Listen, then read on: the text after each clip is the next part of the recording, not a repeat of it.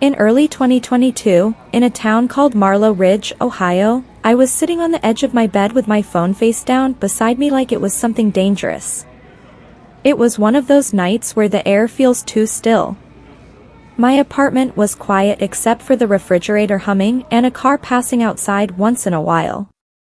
I had already washed my face, already told myself I was going to sleep early, already made the mistake of scrolling until my eyes felt dry. Nothing about that day had been dramatic. If anything, it had been normal in the way normal can be calming.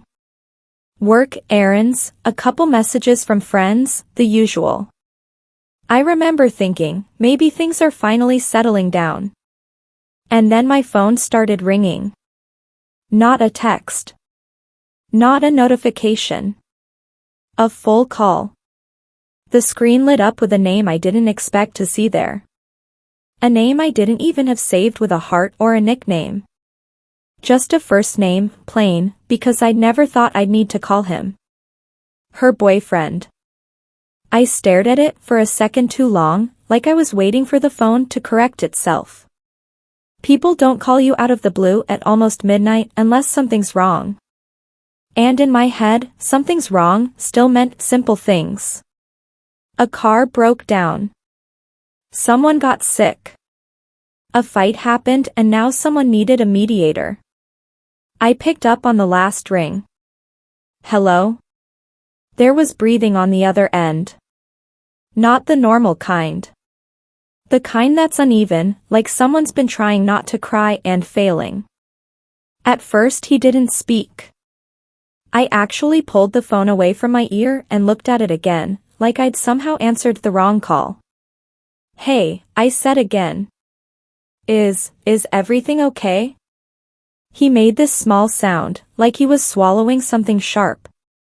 Then, in a voice I barely recognized, he said my name. Hearing my name from him felt wrong. Not because we disliked each other. We were fine. Polite. We'd been in the same rooms so many times. Double dates, birthdays, random hangouts where couples end up in a corner together talking about nothing. But he wasn't my person. He was hers. He belonged in the background of my life, like furniture you don't think about until you move. I'm sorry, he said. I'm sorry to call you. What happened? I sat up straighter, my stomach already tightening. Another pause. And then he said, I don't know who else to talk to. That was the first thing that made my skin go cold.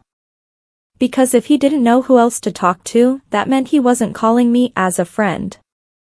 He was calling me as something else. A witness. A last option. A person who might confirm something he was afraid was real. I glanced around my room as if someone else might be there to help me, even though I was alone. Did something happen to her? I asked. That was my first thought. It's embarrassing now, but that's where my mind went. Like she'd been in an accident or something. Because the alternative didn't even exist yet in my brain. No, he said quickly. She's fine. She's fine. Then his voice cracked on that last word, and the way he said fine now sounded like it meant the opposite of fine. I waited, holding my breath without realizing it. He said, can I ask you something? And please just tell me the truth. The way he said it, like he had to brace himself, made my mouth go dry. Okay, I said. Yes. He cleared his throat. I heard fabric shifting, like he was rubbing his face or wiping his eyes. Do you know, he started, and then stopped. The silence stretched until it felt loud. Do you know about him, he asked. I blinked. About who? He exhaled hard, like air leaving a balloon. The other guy. My brain did this weird stutter. Like it tried to load the sentence and it wouldn't. Other guy? I repeated, because sometimes repeating something out loud makes it make sense. He didn't answer immediately, and when he did, his voice sounded thin. She's been with someone else. I sat there, staring at the wall across from me, feeling like I had misheard him. Like maybe the call was glitchy, or maybe he meant something else. A coworker. A friend. A mistake. But he didn't say it like a misunderstanding. He said it like a fact that had been sitting inside him, heavy and rotten, and now it was spilling out because he couldn't hold it alone. I don't understand, I said. What do you mean she's been with someone else? He made a small, broken laugh that wasn't a laugh. She's been dating him. For a long time. My fingers tightened around the phone. Are you sure? There was a sharp inhale on the other end, like he was trying not to lose it completely. I'm sure, he said. I'm sure, and that's the worst part. I'm not calling because I think something's going on. I'm calling because I know. I know, and I don't know what to do with it. I felt like I'd been shoved out of a moving car. My body was still in my room, but my brain was somewhere else, scrambling to find the road again. This didn't match the person I knew. It didn't match the friend who talked about love like it was a religion. Because that was her thing. Her whole thing. She didn't just have a long relationship. She wore it like a badge. She talked about it like proof that she was different from other girls, like she had figured out life early. First love, only love, real love. I'd heard it so many times I could probably mimic her exact tone if I tried. I swallowed. Why are you telling me this? He hesitated. Because she told me you know. She told me you've been. I don't even want to say it. A small chill ran down my spine. Told you what? He said, she told me you're obsessed with her. That you've been trying to break us up. That you make things up about her. For a second I didn't even feel angry. I felt blank. Like someone had erased me. What? I whispered. I didn't believe it, he said fast, like he needed me to hear that part. I didn't. I swear. But then she started saying you were, like, one-sided, and you were jealous, and his voice cracked again. I don't know. I don't know what's true anymore. I pressed my free hand against my forehead. My heart was pounding, not in a dramatic way, but in this steady, nauseating way that made my ears ring. I have never, I started, and my voice came out too loud. I forced myself to lower it. I have never said anything like that. I have never tried to break you up. She's my friend. There was a soft sound on the other end. Like he was crying quietly now. Not sobbing. Just leaking. I thought she was my friend too, he said. That sentence hit me harder than the accusation, because it didn't feel like a line. It sounded like something he hadn't meant to say out loud. Like it had been sitting in his chest and finally slipped out. I didn't know what to do with my hands. I kept switching the phone from one ear to the other, like it would change what I was hearing. How long? I asked, even though I didn't want the answer. He sniffed, took a breath. More than a year. I stared at the floor. My mind immediately started backtracking through the last year like a detective in a movie, except it wasn't cinematic. It was sickening. Memories lining up, not with clarity, but with a new kind of doubt. Times she had to run errands, and taken too long. Times she'd been oddly dressed for a casual meetup. Times she'd been glued to her phone and laughed at something she wouldn't show me. All those moments that had felt like nothing suddenly looked like something else. Or maybe they didn't. Maybe I was just rewriting the past to match the present. I couldn't tell. I don't know what you want me to say, I told him honestly. I didn't know. He didn't respond right away. Then he said, quietly, she won't answer me. She won't answer anyone. And I keep thinking, maybe she'll talk to you. It was such a desperate hope, and it made my stomach twist. Because even then, even in that moment, I realized something. He was still looking for a version of her that would explain everything. A version that could be reached. And I was sitting there realizing I didn't know which version was real at all. I'll try, I said, because what else do you say to someone crying on the phone? But as soon as the words left my mouth, I felt this sinking certainty that trying wouldn't matter. Because my phone wasn't ringing by accident. It was ringing because something had already broken, and I was only just hearing the crack. I met her when I was still a teenager, back when life felt smaller and friendships felt permanent just because we wanted them to be. Marlow Ridge isn't a big place. People recognize your car before they recognize your face. You run into the same names over and over, in the grocery store, at gas stations, outside coffee shops where everyone knows what you're going to order. So when you find someone you click with, you hold on to them. She was one of those people. We didn't become inseparable overnight. It wasn't some movie-style friendship where we saw each other across a room and instantly knew. It was slow. Normal. Little conversations that turned into longer ones. Hanging out after school. Sharing snacks in parking lots. Laughing about things that didn't matter. Over time, she just stayed. 5 years is a long time when you're young.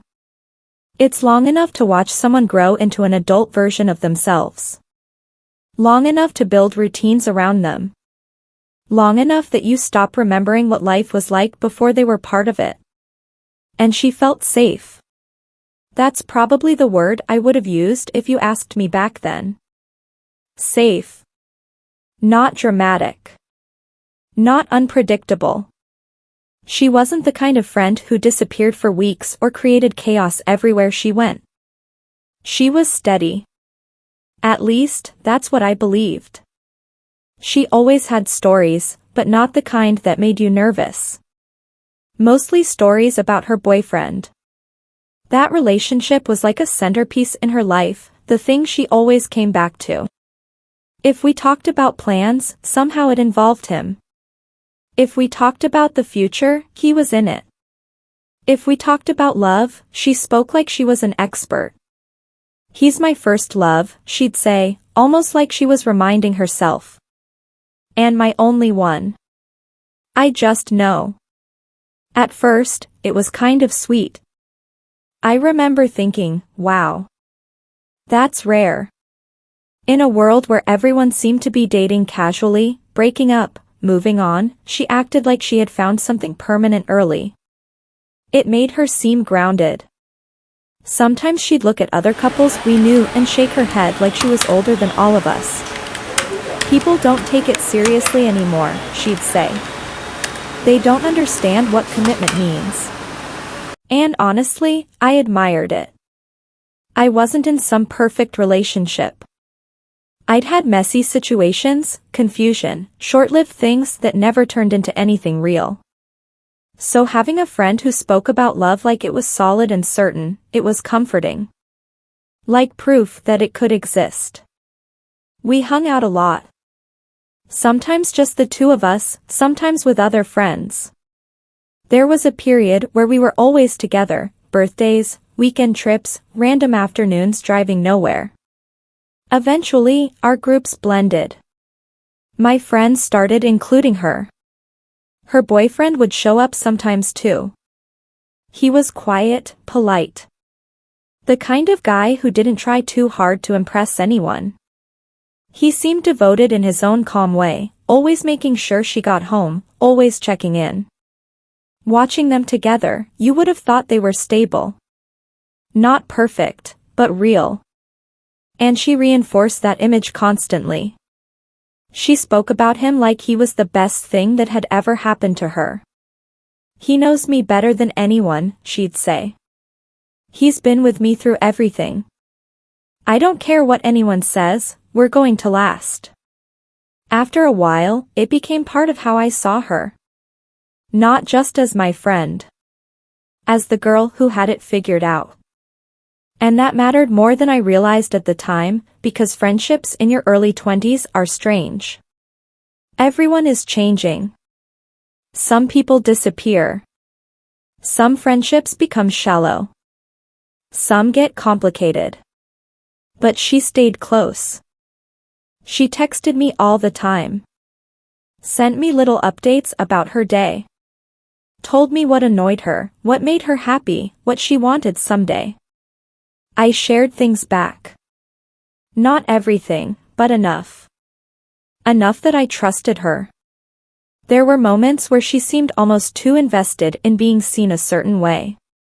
Like if someone joked about relationships not lasting, she'd immediately correct them.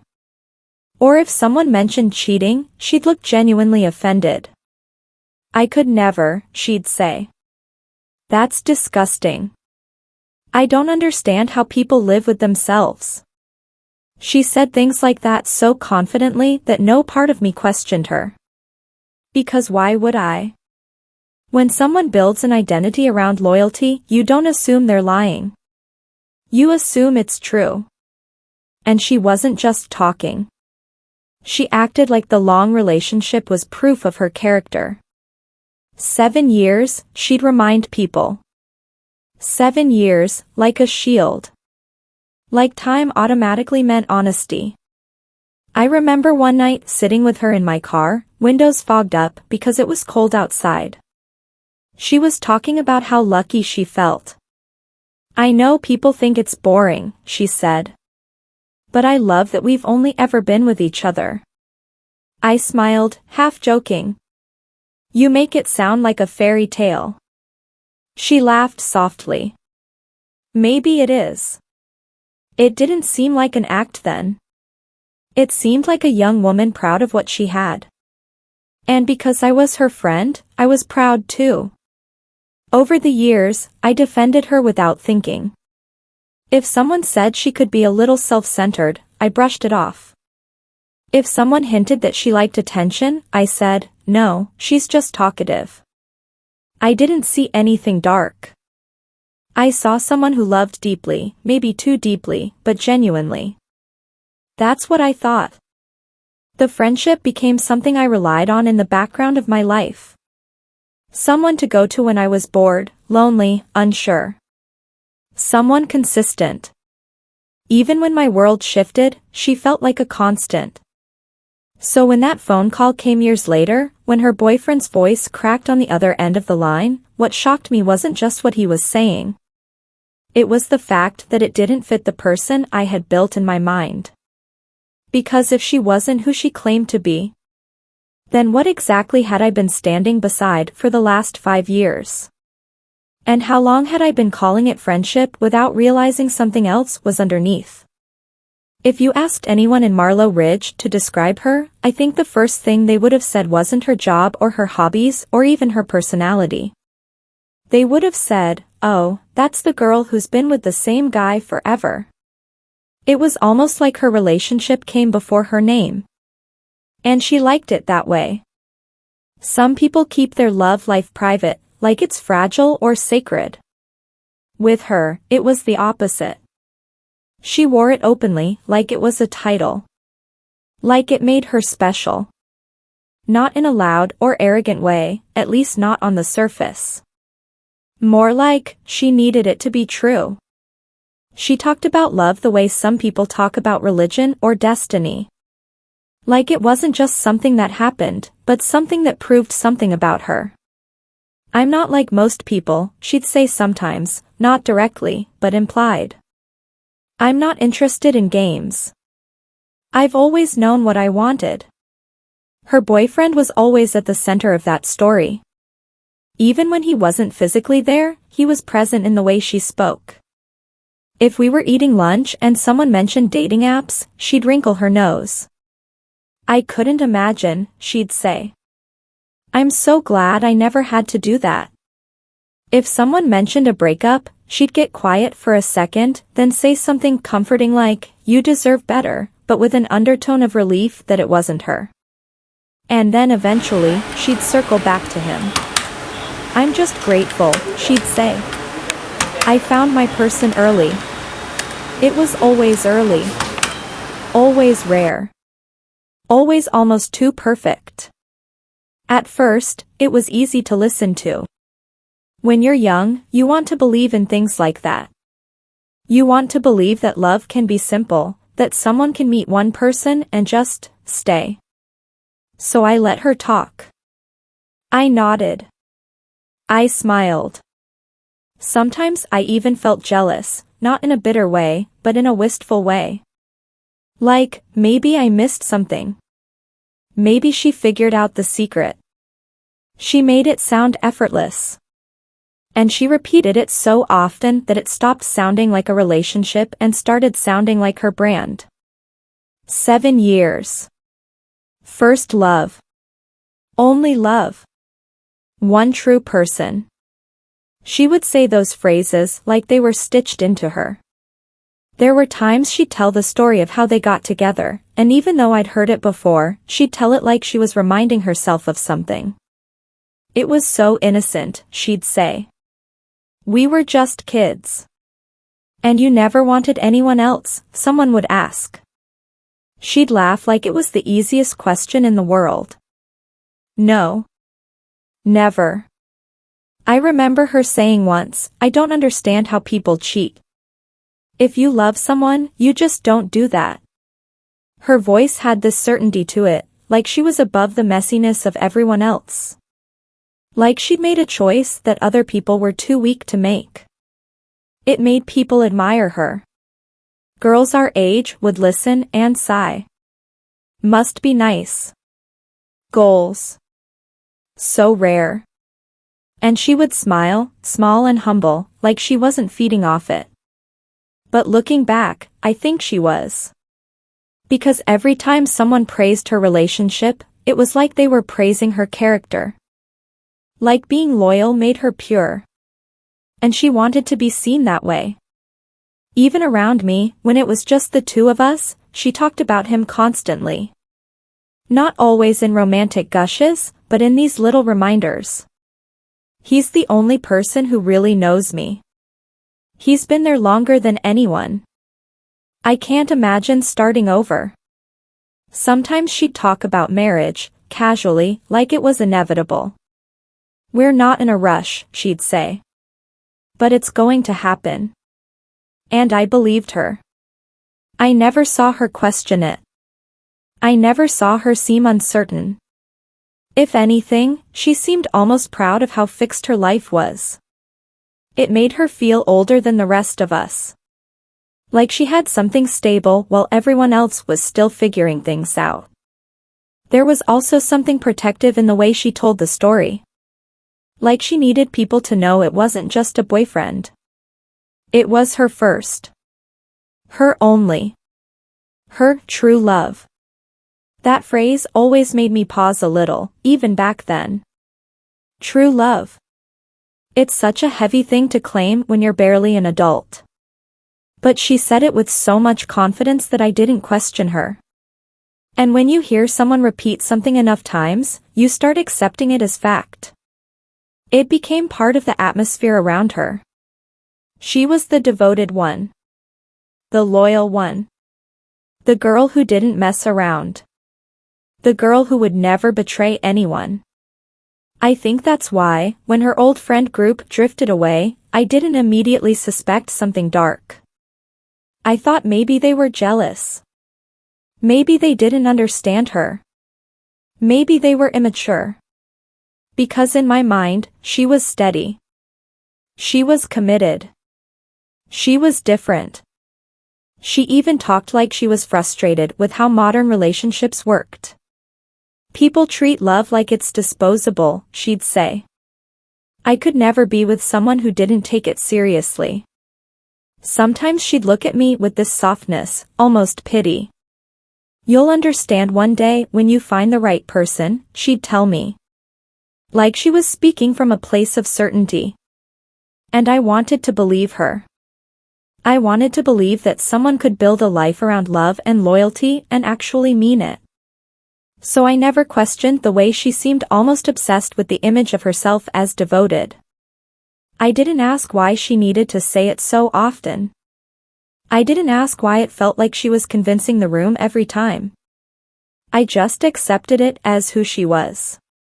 And that's the part that sits heavy in hindsight. Because when someone makes devotion their whole identity, you don't notice the cracks until the whole thing falls apart. And once it does, you start wondering if it was ever real at all. Or if it was just the story she needed everyone to believe. Including herself. And even now, thinking back on how easily I believed it, I can't shake the feeling that the devotion wasn't the truth. It was the disguise. The first time I felt something off, I didn't even label it as suspicion. It was more like a pause. A moment where something didn't quite match, but I didn't have enough reason to hold on to it. Because when you trust someone, your brain works hard to keep trusting them. You explain things away automatically. It started small. She'd be sitting across from me at a cafe, phone in her lap, and every few seconds her eyes would drop to the screen. Not casually, like checking the time. More like she was waiting for something. If I asked who she was texting, she'd smile quickly. Just someone from work, she'd say. Or, oh, it's nothing. And a nothing became a frequent answer. Sometimes she'd step outside to take calls. It wasn't dramatic. She wasn't hiding in the shadows. She'd just stand near the entrance, voice low, turned slightly away. At the time, I thought maybe she was having family issues. Or maybe her boyfriend was being clingy. Couples go through phases. I didn't want to be the friend who overanalyzes. But it happened often enough that I noticed. Then there were the disappearances. She'd say she couldn't come to something last minute. Sorry, something came up. Or she'd arrive late, slightly out of breath, acting like she'd been rushing. Traffic was insane. Marlow Ridge doesn't really have traffic. Not the kind she was describing. Once, I asked gently, "Everything okay?" And she gave me this bright smile. "Yeah, just busy. You know how it is." I didn't, actually. But I nodded anyway. The first real crack wasn't even about her behavior. It was about her friendships. There was a group of girls she used to be inseparable from. They'd been close even before I really knew her well. Group chats, trips, inside jokes that I wasn't part of. Then, almost suddenly, they weren't around anymore. At first, I thought it was normal drifting. That happens. People grow apart. But it wasn't gradual. It was sharp. One week they were posting together. The next week, nothing. No tags. No photos. No casual mentions. When I asked about it, she shrugged like it didn't matter. "They're just being weird," she said. "We had some drama." "What kind of drama?" She rolled her eyes. "Honestly? They're judgmental. They think they're better than everyone." There was bitterness in her voice that I hadn't heard before. I hesitated. Did something happen? She leaned back in her chair and crossed her arms. "They went through my phone," she said, like it was the most outrageous thing in the world. My eyebrows lifted. "They went through your phone." "Not literally," she corrected quickly. "But they saw something they weren't supposed to. And now they're acting like I committed some crime." I remember laughing awkwardly, because I didn't know what else to do. "Saw what?" She waved her hand. "Just messages. Nothing serious." They overreact. Something about the way she said it, too casual, too quick, made me feel that pause again. Messages with who? Why would messages end a whole friendship? But I didn't press her. That wasn't my place. And she looked genuinely hurt, like she had been abandoned for no reason. I thought they were my friends, she said quietly. But I guess not. So I did what most people would do. I comforted her. I'm sorry, I told her. That sucks. And she leaned into that sympathy easily. After that, she started spending more time with me. More texts. More calls. More spontaneous plans. It felt like she was filling a gap. At the time, I thought it was normal. If you lose a friend group, you cling to the people who stay. So I stayed. I invited her out with my friends more. My circle wasn't huge, but it was steady. We'd do dinners, casual hangouts, sometimes with boyfriends included. She fit in easily. She was charming in that effortless way where people want to like you. And because I trusted her, I didn't warn anyone. There was nothing to warn them about. Still, there were little moments. One night, we were all sitting together, laughing, and someone asked her boyfriend where he was. She smiled. Oh, he's busy tonight. A simple answer. But then, 20 minutes later, her phone lit up and she stepped outside. When she came back, her cheeks were flushed like she'd been nervous. Everything okay? I asked quietly. Yeah, she said too quickly. Just my mom. It didn't make sense, because she hadn't mentioned her mom at all. I remember thinking, why lie about that? But the thought passed. Because you don't accuse someone in your head without evidence. You don't build a case against your friend based on vibes. And she still played her role so well. She still talked about loyalty. Still acted like her relationship was sacred. So my brain kept sorting the strange pieces into harmless categories.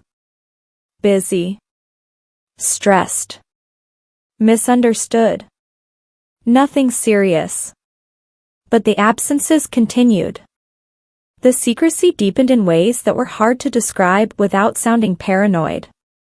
Sometimes she'd be laughing at her phone, then lock it immediately when someone walked by. Sometimes she'd tilt the screen away instinctively.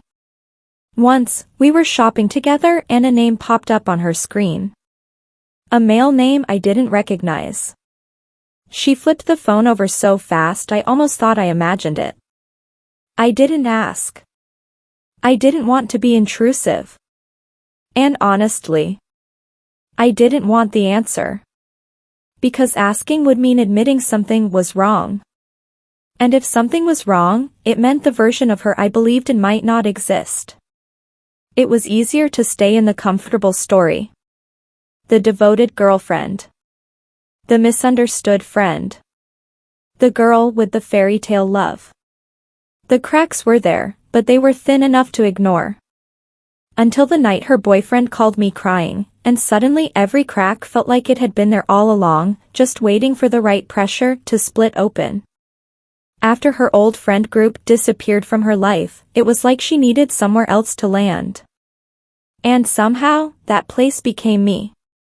It wasn't something she announced. It just happened gradually, quietly, the way emotional dependency usually does. One extra text. One extra phone call. More or are you free tonight? Messages. At first, I didn't mind. I told myself she was going through something. Losing a friend group hurts, even when people pretend it doesn't. And she pretended it didn't matter, but I could tell it did. There was a new edge to her, this mix of defensiveness and loneliness. So I stayed close. I invited her out more. If my friends were doing something, I'd say, you should come too. And she always did. She slipped into my life easily. almost too easily. Suddenly she was part of everything: weekend plans, casual dinners, group chats. The kind of presence that becomes normal fast. Sometimes I felt proud of myself for being a good friend. Like I was doing what her old friends hadn't. I wasn't abandoning her. I wasn't judging her. I was showing up. And she rewarded that closeness. She became more affectionate, more open. She started telling me things she claimed she didn't tell anyone else. "You're the only person I can really talk to," she said once, leaning against my car after a night out. I remember feeling a strange warmth at that. Not romantic, just important. Being needed does that to you. It makes you feel chosen. Her boyfriend was still around, technically. She still mentioned him, still played the role. But she didn't seem to lean on him emotionally the way she leaned on me. Instead, I became the one she vented to. The one she updated. The one she called when she was bored, or upset, or just restless. Sometimes she'd text me late at night. "You up?" And if I answered, the conversation would stretch for an hour. Mostly about nothing. Gossip, small complaints, life. But underneath it, there was always this sense that she didn't want to be alone with her own thoughts. There were moments where she'd suddenly get serious. "Do you ever feel like nobody really knows you?" she asked me once. I remember pausing, surprised. "What do you mean?" She shrugged, staring at the street. "Like, people think they know you. But they don't. They only know the version of you they want." It sounded deep, almost poetic, but it also sounded rehearsed. Like she'd said it before, maybe to herself. I laughed softly, trying to lighten it. "I think people know you," I said. "You're not exactly a mystery." She smiled, but it didn't reach her eyes. "You'd be surprised." At the time, I thought she meant she felt misunderstood by those girls who left. So I reassured her. "They were wrong," I said. "Whatever happened, they didn't handle it right." And she let me believe that. Looking back, I realize she never actually told me what those messages were. She never said, "I made a mistake." She never admitted anything concrete. She just stayed in this vague space where she was the victim of other people's judgment. And because I cared about her, I filled in the blanks with kindness. That's what loyalty does. It covers gaps. It smooths over inconsistencies. The more she leaned on me, the more I felt responsible for her. If she seemed down, I wanted to fix it. If she was quiet, I wanted to ask what was wrong. If she said, "I feel like everyone leaves," I wanted to prove that I wouldn't. And she noticed that.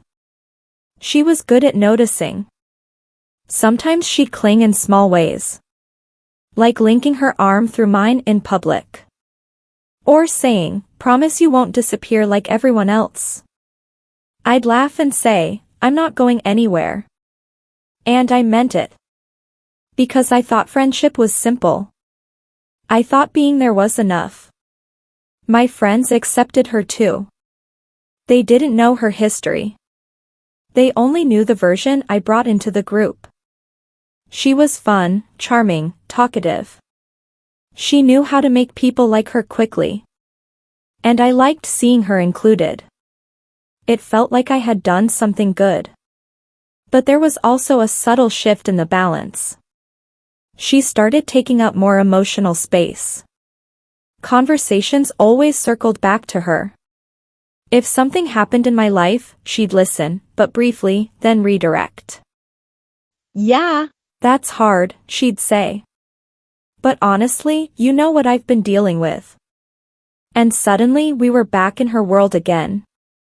I didn't resent it. Not then. I thought that was what friendship was. Sometimes one person needs more.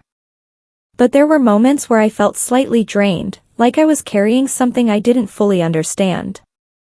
One night, after everyone went home, I sat in my car and realized I didn't actually know what she was so upset about. Not specifically. Just vaguely. Drama.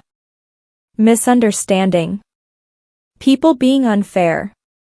It was like she needed comfort without giving context. And I gave it. Because she had become close enough that questioning her felt like betrayal. That's the trap of emotional dependency. It wraps itself in loyalty. She also started weaving herself into my identity. Posting photos of us together. Calling me her best friend publicly. Making comments like, "We're basically sisters." It was flattering. It also made it harder to step back. Because once someone claims you as their safe place, leaving feels cruel. So I stayed. I became the person she leaned on when her world felt unstable. And in doing that, I didn't realize I was becoming something else too. Not just a friend. A shield. A cover. A person close enough to make her life look normal. Because if she had someone like me beside her, smiling, defending her, including her, then whatever was happening in the shadows stayed in the shadows. And I didn't see it that way at the time. I saw myself as loyal. As kind. As the friend who didn't abandon her when others did. But sometimes, in hindsight, the people who leave first aren't always cruel. Sometimes they're just the first ones to notice something you refuse to name.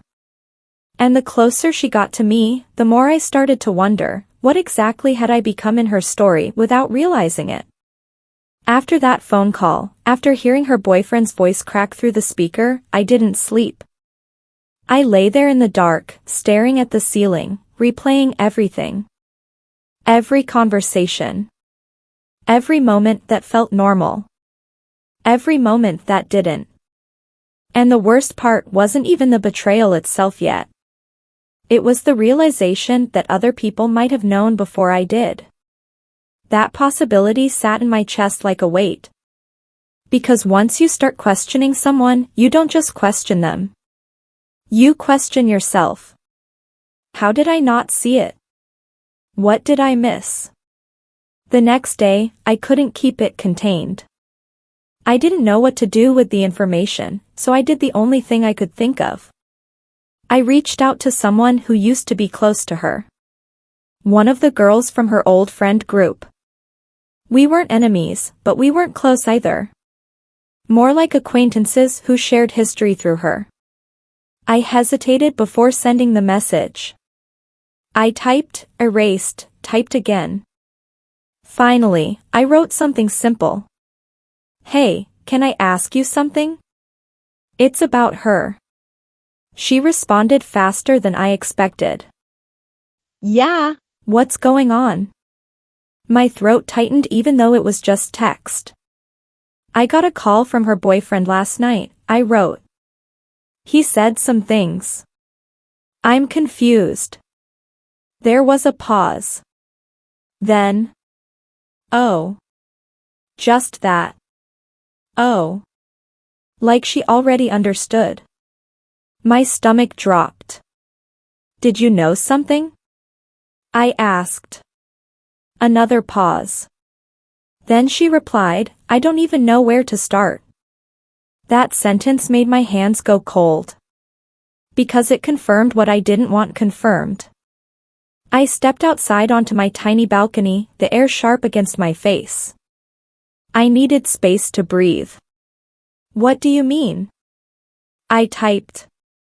She answered, "We stopped talking to her for a reason." I swallowed hard. She told me it was just drama, I wrote. A long pause this time. Then, of course she did. I stared at the screen. My heart was beating too fast. "Can you just tell me?" I wrote. And then the girl sent a message that felt like someone opening a door I didn't want opened. She was talking to other guys. A lot of them. I felt dizzy. Talking. Not cheating, not dating, just talking. The word sounded small, almost harmless. But the way she said it wasn't harmless. How do you know? I asked. She showed us, the girl replied. Not intentionally. She left her phone out. Messages kept popping up. It wasn't just one. My fingers went numb. I remembered her flipping her phone face down. I remembered the quick locks. The smiles that didn't reach her eyes. She said it wasn't serious, I typed, even though I didn't know why I was defending her. The response came fast. It was serious enough that we couldn't keep pretending it wasn't happening. I leaned against the railing, staring out at the quiet street below. Cars passed like nothing in the world had changed. But her boyfriend, I wrote. They've been together forever. That's why it was worse, she replied. I didn't have an answer to that. In my head, time had always been proof. 7 years meant something. 7 years meant commitment. But suddenly, it sounded like 7 years meant something else. 7 years meant opportunity. 7 years meant someone staying even when they shouldn't. The girl sent another message. She would talk about loyalty like it was her whole personality, and then do the opposite. That hit me hard, because it was exactly what I had been thinking but couldn't say. She always made it seem so perfect, I typed. I know, the girl wrote. That's what made it confusing. She wanted everyone to believe it. I sat down on the cold balcony chair, my legs shaking slightly. It wasn't just that she had lied. It was how deeply she had built the lie into her identity. Like devotion wasn't just something she did. It was something she performed. And suddenly, memories started shifting. Times she'd talked about cheating with disgust. Times she'd said she could never hurt someone like that. Those weren't just opinions. They were camouflage. I thought about her boyfriend's voice on the phone. The way he had sounded small. The way he had still said he didn't want to hurt her. Even after knowing. And then I thought about myself. How I had been pulled closer when others stepped away. How I had comforted her without understanding what I was comforting her through. It made me feel stupid. Not because I was fooled, but because I had been used without realizing. The girl sent one last message. I'm not telling you this to be mean. I'm telling you because you deserve to know who you're dealing with. I stared at that for a long time. Who you're dealing with. Not who she is. Who you're dealing with. Like she was a situation, not a person. I didn't respond right away. I didn't know what to say. Because the truth was, I still didn't fully understand it. How does someone build their whole life around the idea of loyalty while living the opposite? How do they look you in the eyes and call you their closest friend while keeping a separate world behind their back? And the most unsettling part was this. If her old friends saw it first. If her boyfriend was only just now breaking. Then how long had the double life been there, running quietly underneath everything I thought I knew? I keep going back to that call, even now, because it didn't feel like one moment. It felt like a door opening. Like the beginning of something I couldn't close again. At first, when I picked up and heard him breathing, I thought maybe it was a misunderstanding. That there would be some explanation that made sense. But the longer he stayed on the line, the more I realized he wasn't calling for clarity. He was calling because clarity had already arrived, and it had ruined him. After he told me there was someone else, I sat there gripping my phone so tightly my fingers hurt. I didn't know, I said again, like repetition could undo it. I swear to you, I didn't know. He made a sound that was half sob, half exhale. I didn't want to believe it either, he said quietly. I tried not to. His voice was hoarse, like he'd been crying for hours. The image of him like that didn't match the person I knew. He was always calm, almost gentle. He never raised his voice. He never seemed like someone who would fall apart. But now he sounded like someone standing in the wreckage of his own life. What happened? I asked. How did you find out? There was a long silence. Then he said, I saw her. 2 words. And they carried so much weight. My stomach dropped. Saw her, with him? I whispered. He didn't answer right away, but his breathing changed. Yes, he said finally. Not just talking. Not just texting. I saw her with him. I pressed my hand against my mouth. I didn't want to picture it. I didn't want the mental image of her laughing beside someone else, like her whole life wasn't built on the story of devotion. But my mind did it anyway. I don't understand, I said. How long has this been going on? He let out a shaky breath. More than a year, he said again. Maybe longer. I don't even know what's real anymore. My chest tightened. A year. That meant there were entire seasons of her life I had been present for, birthdays, group dinners, holidays, while she was carrying something else underneath it. She told me he was just a friend, he continued, voice trembling. At first. That's how it always starts, right? A friend. Someone harmless. I didn't respond. I could hear him swallowing back emotion. And I wanted to trust her, he said. Because that's what you do when you've been with someone that long. You trust them even when things feel off. His words felt like something heavy being placed down carefully. Like he had been holding them alone and finally couldn't anymore. She always talked about loyalty, I murmured without thinking. He gave a small, bitter sound. I know, he said. God, I know. She made me feel stupid for even questioning her. Like I was insulting her character. That made my throat tighten. Because she had done the same thing with everyone. Loyalty wasn't just something she claimed. It was something she used. What did she say when you confronted her? I asked. There was another pause. He hesitated, like he didn't want to repeat it. She cried, he said finally. At first. I closed my eyes.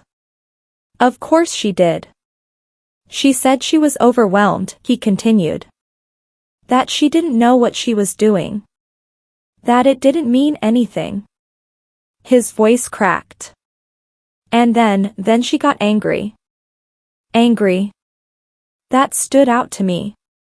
He went on, she said I was controlling. That I didn't trust her.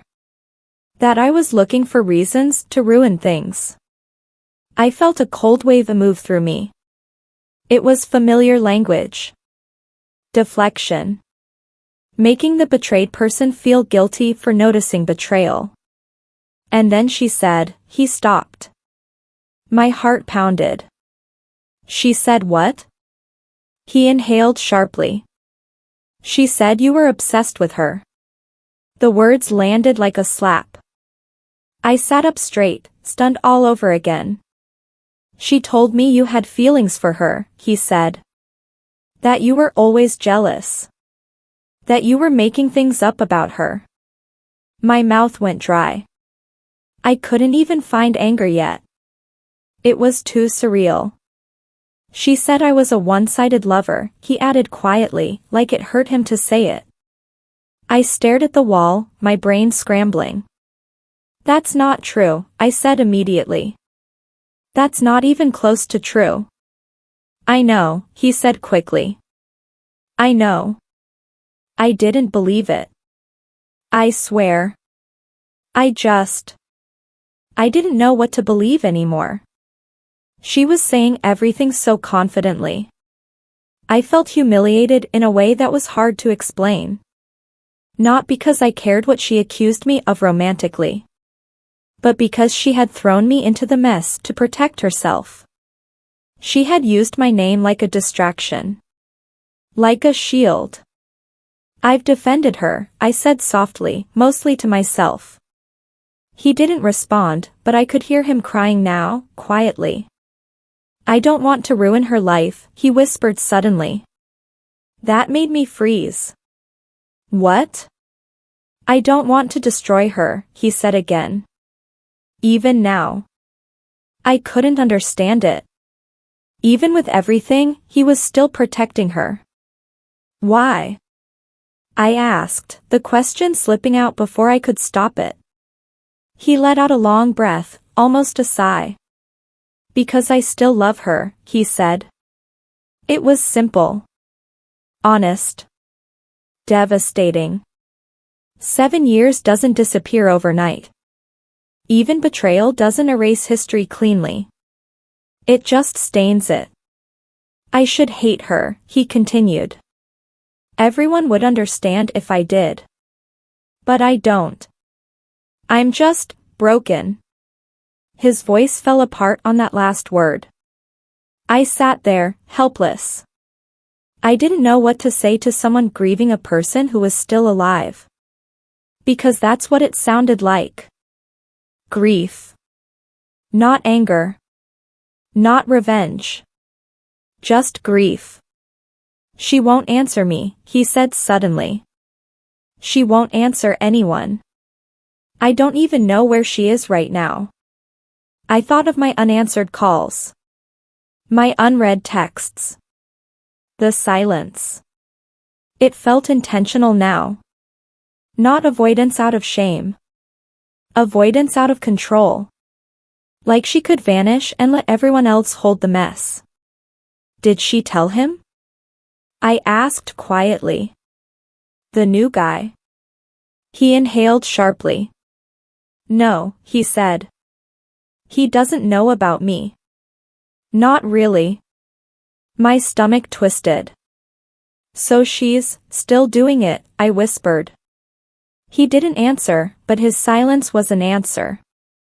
I pressed my fingers into my forehead, trying to ground myself. What do you want me to do? I asked finally.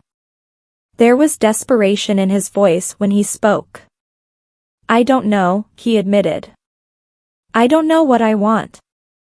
I needed someone else to know. Someone who's been close to her. It hit me then. He wasn't calling to solve it. He was calling because he couldn't be alone with it anymore.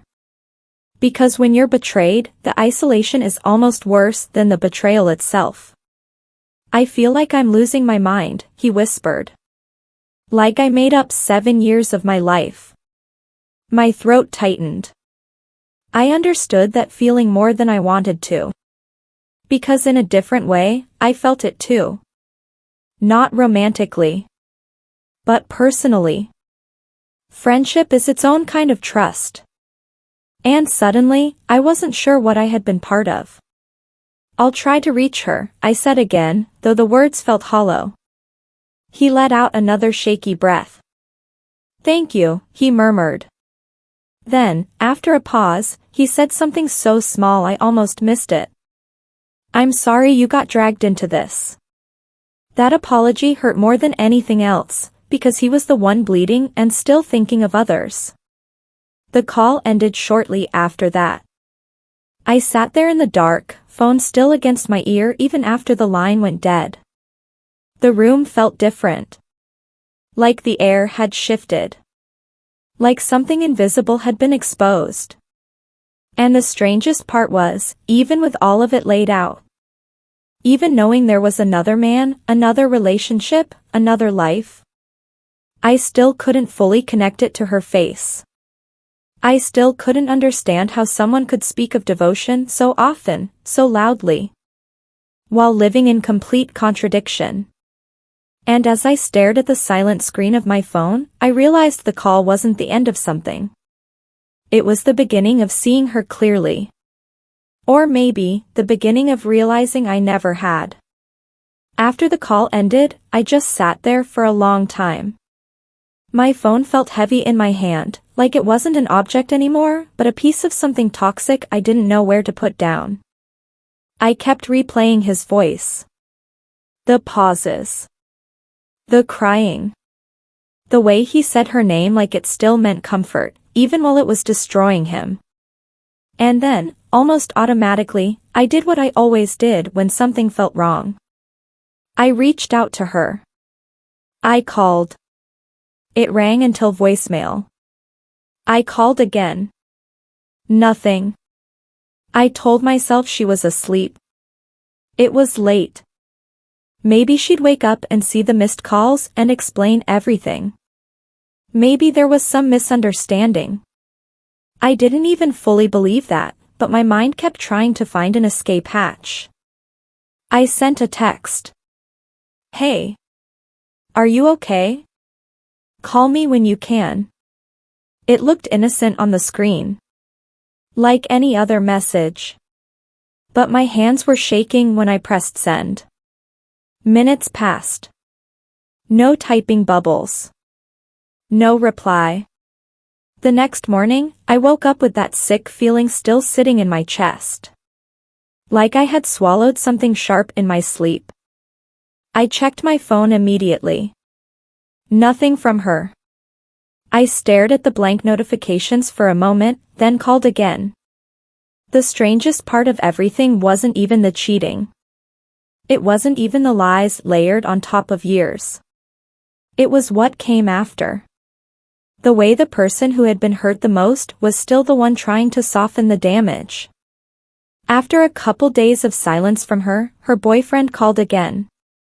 By then, his voice didn't sound frantic anymore. It sounded exhausted. Like something in him had stopped fighting. I don't think she's going to answer, he said quietly. I sat at my kitchen table, staring at a mug of coffee I hadn't touched. I don't think so either, I admitted. There was a pause. Then he said, I found out who he is. My stomach tightened. The other guy? Yes, he whispered. I waited. He didn't continue right away, like he was deciding whether to say the next part. He thinks they've been together seriously, he said. I closed my eyes. Of course he did. Because in her world, everyone probably believed they were the only one. I took a breath. Are you going to tell him? The silence that followed felt heavy. When he finally spoke, his answer surprised me. No. I blinked. What? I'm not going to tell him, he repeated, more firmly this time. My confusion turned sharp. Why not? I asked before I could stop myself. She's been lying to both of you, I wanted to say. She's been using everyone. But he spoke first. Because I don't want to ruin her. The words sat between us like something unreal. I leaned forward slightly. Ruin her? He exhaled slowly. I know how it sounds, he murmured. I know. I couldn't understand it. Not emotionally. Not logically. She ruined this herself, I said, my voice tighter than I meant it to be. I know, he replied quickly. I know she did. I'm not saying she didn't. He sounded almost defensive, like he needed me to understand that he wasn't blind. But then why? Then why protect her? I asked. He hesitated. And then, in the simplest voice, he said, because I still care about her. That was the problem. Care doesn't disappear just because someone deserves to lose it. 7 years doesn't evaporate overnight. Even betrayal doesn't always kill love. Sometimes it just twists it into something painful and humiliating. She'll spiral, he continued. If everyone finds out at once, she'll spiral.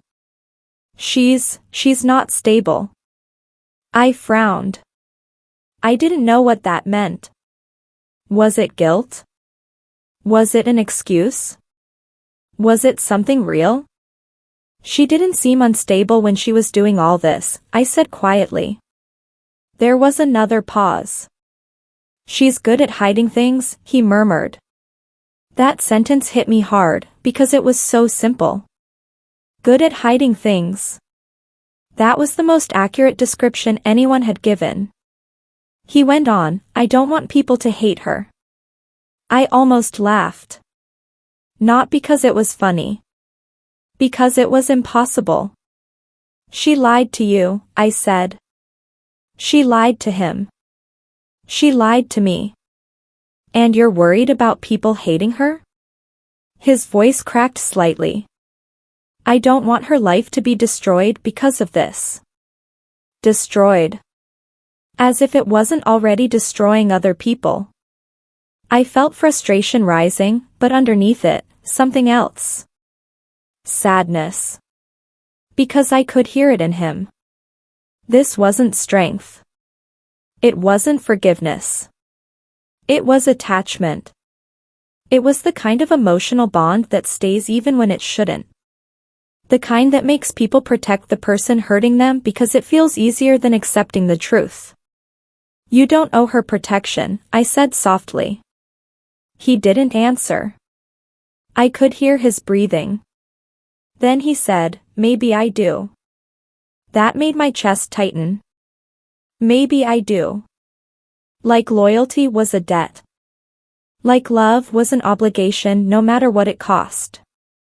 I thought about how she talked about devotion like a trophy. And here he was, living it in the most tragic way. Devotion as self-erasure. Have you talked to her family?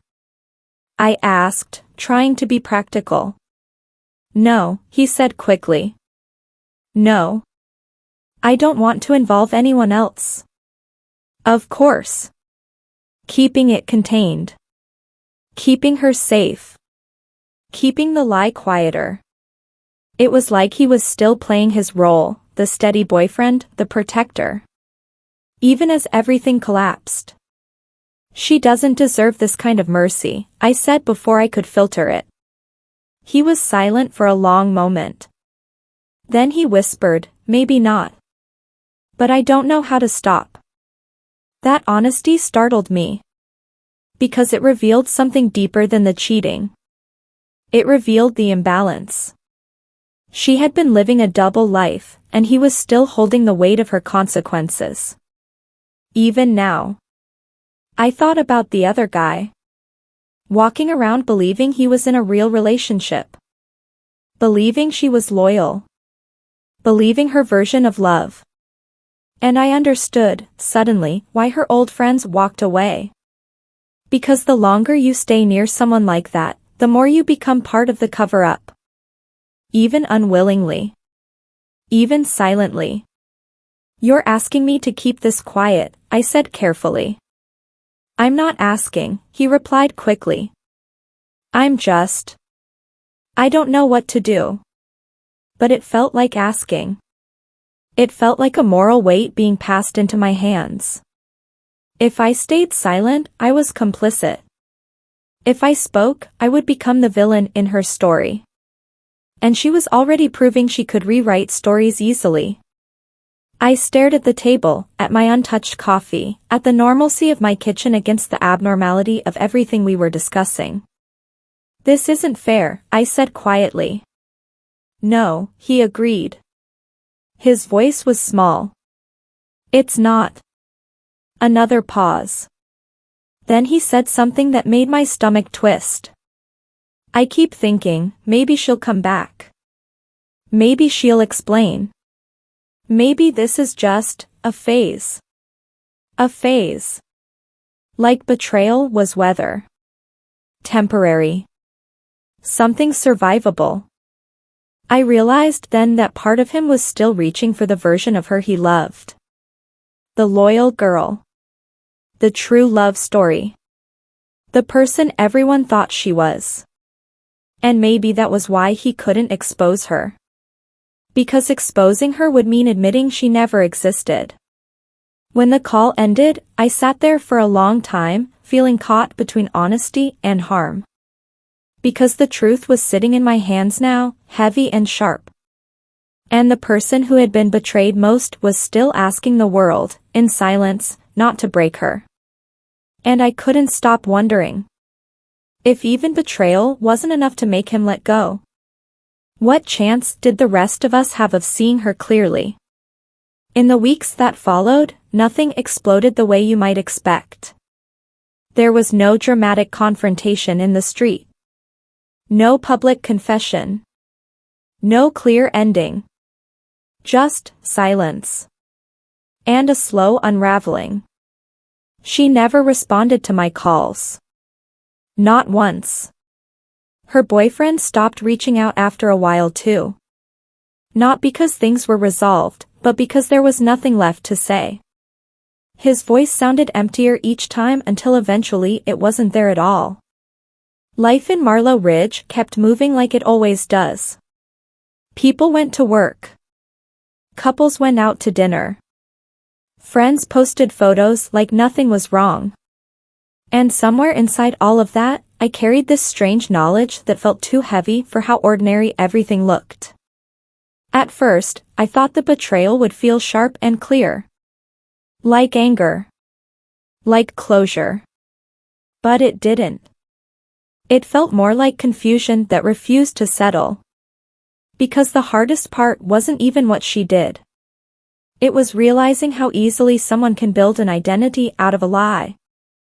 She didn't just cheat. She didn't just deceive two men. She wrapped deception in devotion.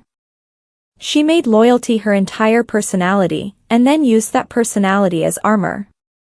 I kept thinking about all the times she spoke with disgust about unfaithfulness. All the times she looked at other people's messy relationships like she was above them. All the times she made herself into proof that real love existed. And now, looking back, it felt less like innocence. And more like performance. Like she needed everyone around her to believe she was loyal so no one would ever question her. Including herself. I also couldn't stop thinking about her boyfriend. The way he cried. The way he apologized to me. The way he still didn't want to hurt her, even after she shattered him. It forced me to see something uncomfortable about love. Sometimes love isn't romantic. Sometimes it's just attachment. Habit. Fear of letting go. 7 years doesn't just disappear. Even when it should.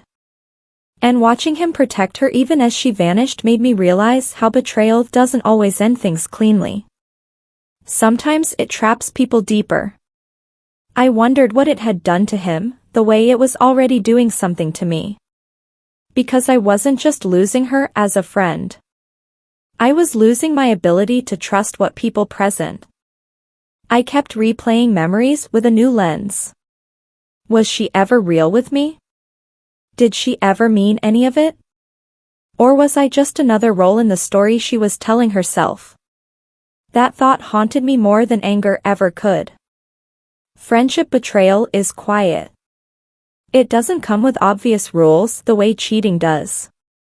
There's no clear line that says, this is where it ended. It just leaves you questioning everything. I found myself suspicious in conversations afterward. Not outwardly. Just internally. When someone spoke too confidently about who they were, I felt a small tightening in my chest. When someone talked about love like it made them pure, I felt myself pull back. Because I had watched someone use love as a costume. And I kept thinking about the girls who walked away before I understood. Maybe they weren't cruel. Maybe they were exhausted.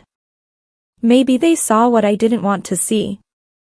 It made me realize that loyalty can become blindness if you're not careful. That being a good friend can turn into enabling without intention. And that sometimes people don't vanish because they're ashamed. Sometimes they vanish because disappearing is easier than accountability. I never got an explanation. No apology. No closure. Just absence. And that absence was its own kind of answer. In the end, what stayed with me wasn't the scandal of it. It was the quiet erosion. The way one person's double life can ripple outward and make everyone around them question their own reality. Because if someone can spend years building a persona of devotion, if they can speak about loyalty with conviction while doing the opposite, then what does loyalty even mean? What does trust even rest on? And the question I still come back to, even now, is this. If someone makes being faithful their entire identity, and you find out it was never true, how do you ever believe in anyone again?